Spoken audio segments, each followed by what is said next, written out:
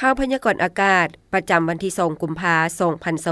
2026ความกดดันสูงของอากาศเย็นที่ประเทศจีน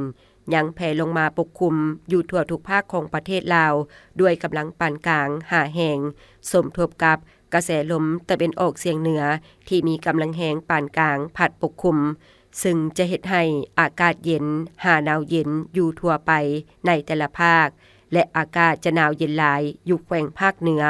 แขวงไซสมบุญและเขตภูเพียงบริเวณพอมีหมอกหนาปกคลุมในตอนเช้าและจะมีลมพัดแรงอยู่บางท้องถิ่นแขวงภาคกลางลงหาภาคใต้ตื่มอีกพยากรณ์อากาศแต่เวลา 7 โมงของวันที่2กุมภาหาเวลา 7 โมงของวันที่3กุมภา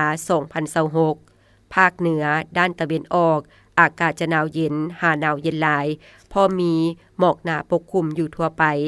พร้อมจะมีฝนตกในระดับคอยอยู่บางท้องถิ่นหรือเนื้อที่การปกคลุมของฝนเท่ากับ15ส่วนห้อยและจะมีลมพัดแรงเป็นบางโอกาสอุณหภูมิในระหว่าง9-22องศาภาคเหนือด้านตะวันตกอากาศจะหนาวเย็นหาหนาวเย็นหลายพอมีหมอกหนาปกคลุมอยู่ทั่วไปและจะมีฝนตกในระดับคอยอยู่บางท้องถิ่นหรือเนื้อที่การปกคลุมของฝนเท่ากับ15ส่วนห้อยพอมีลมพัดแรงเป็นบางโอกาสอุณหภูมิในระหว่าง9-30องศานครเวียงจันทน์อากาศจะเย็นในตอนกลางคืนหาตอนเช้าพอมีหมอกบางปกคลุมอยู่บางบริเวณและจะมีฝนตกแรงอยู่เกือบทั่วไปอุณหภูมิในระหว่าง18-30องศาภาคกลางอากาศเย็นหาหนาวเย็นพอมีหมอกบางปกคลุมอยู่ทั่วไป